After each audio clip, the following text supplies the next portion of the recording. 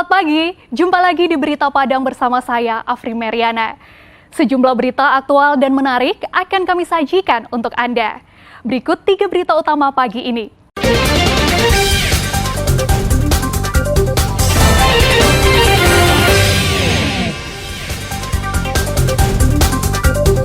Rumah penjaga sekolah dasar Negeri 12 Pasar Teluk Kabung terbakar. 11 tahanan yang kabur di pesisir selatan berhasil ditangkap dalam tempo 3 kali 24 jam. Warga Paukamba sepakat bantu polisi berantas narkoba.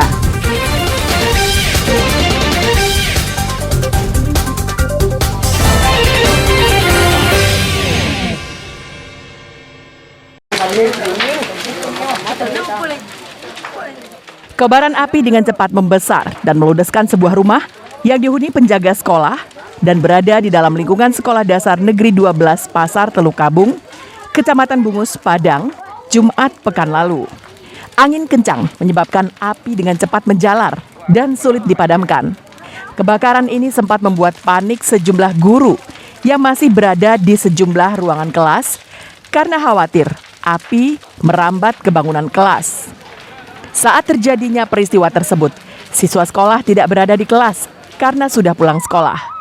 5 mobil pemadam kebakaran dikerahkan ke lokasi guna memadamkan api. Usai petugas berjibaku selama 1 jam, api baru berhasil dipadamkan. Keluarlah asap dulu, baru munculnya api, barulah tahu semua warga yang ada di sini yang untuk memadamkan bangunan sekolah, bang. Rumah dinas. Besar, bang, apinya besar, samping kena yang samping-samping dibuatnya lagi rumah-rumahnya. Ada, bang, baru damkar datang, baru apinya udah padam sekarang ini, bang. Ada korban? Nggak ada korban, bang. Beruntung tidak ada korban jiwa dalam peristiwa tersebut. Namun kerugian ditaksir mencapai ratusan juta rupiah. Diduga kebakaran tersebut berasal dari hubungan pendek arus listrik. Saat peristiwa itu terjadi, penghuni rumah tidak berada di lokasi. Alfi melaporkan dari Padang.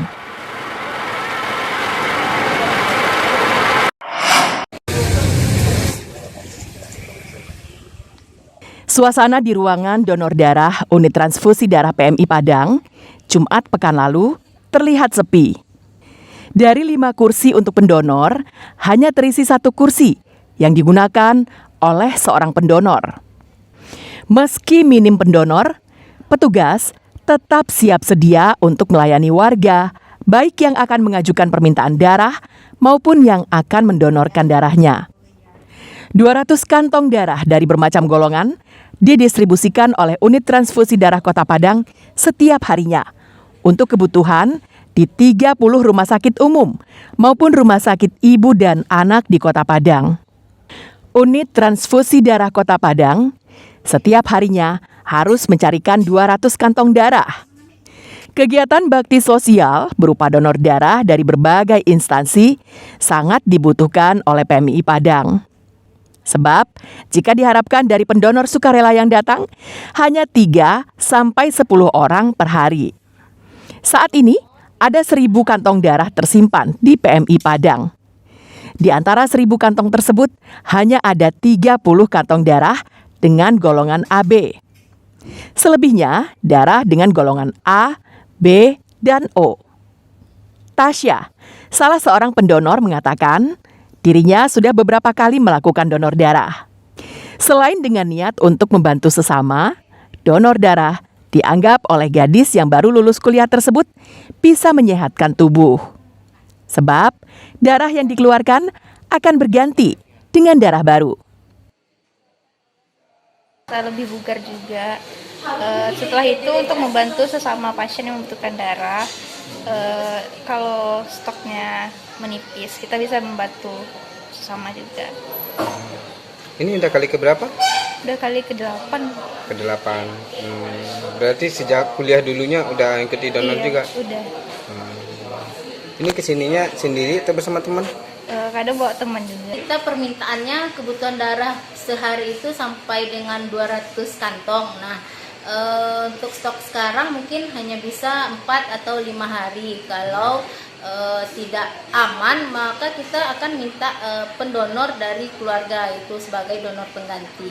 Nah, makanya kami himbau kepada seluruh masyarakat, sahabat kemanusiaan untuk datang ke PMI Kota Padang untuk mendonorkan darahnya.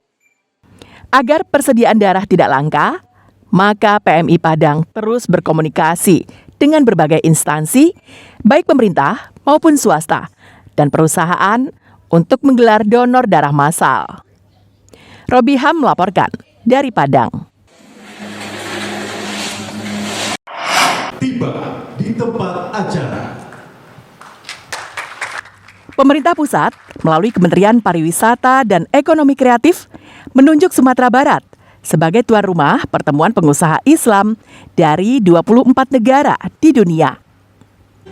Pertemuan yang berlangsung selama 3 hari, sejak Rabu hingga Jumat malam pekan silam tersebut, dihadiri oleh Wakil Presiden Ma'ruf Amin. Menurut Wapres, kegiatan yang bertajuk World Islamic Entrepreneur Summit 2023 ini merupakan salah satu upaya pemerintah menjadikan Indonesia sebagai pusat ekonomi syariah dunia.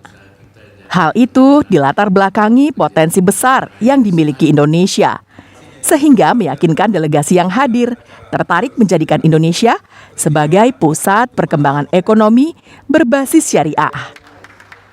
Menurut Ma'ruf Amin, pelaku usaha mikro, kecil, dan menengah atau UMKM sangat potensial untuk digerakkan sebagai bagian dari upaya pembangunan perekonomian yang inklusif, adil, dan berkelanjutan. Dukungan yang disediakan pemerintah mencakup insentif dan penyediaan infrastruktur, penyiapan sumber daya manusia, sumber pembiayaan, kemudahan akses pasar, hingga penyediaan pendidikan dan pelatihan. Ini salah satu alternatif untuk mengembangkan penguatan ekonomi kita itu. Itu saya kira. Dan ini akan ditindaklanjuti secara terus-menerus dan membuat berbagai kesepakatan-kesepakatan kan di antara negara-negara ini, di mana Indonesia akan menjadi leadernya. Menteri Pariwisata dan Ekonomi Kreatif Sandiaga Uno menyerahkan sepenuhnya hak kekayaan intelektual pelaksanaan World Islamic Entrepreneur Summit kepada Provinsi Sumatera Barat. Kegiatan yang mempertemukan pengusaha Islam dari berbagai belahan dunia ini untuk seterusnya selalu dilaksanakan di Sumatera Barat setiap tahun. Ini adalah bagian daripada kita menjadikan Indonesia, wabil khusus Sumatera Barat, sebagai pusat epicentrum dari perdagangan atau kewirausahaan berbasis Islam. Jadi Islamic Entrepreneur Summit ini sekarang rumahnya ada di Padang. Selama pertemuan 3 hari di Padang, panitia penyelenggara memperkirakan terjadi transaksi dan kerjasama bisnis dengan nilai lebih dari 50 miliar rupiah.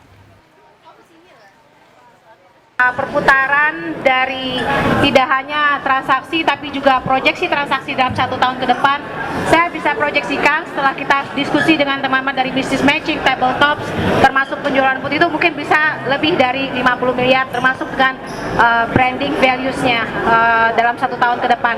Mungkin tidak terjadi sekarang saja tapi nilainya bisa terproyeksikan 1-2 tahun ke depan, kira-kira lebih dari yang kita harapkan. WIES pertama ini dihadiri oleh delegasi dari 24 negara, mulai dari negara-negara Asia Tenggara, India, hingga Timur Tengah, dan Eropa. Arset Kusnadi melaporkan dari Padang.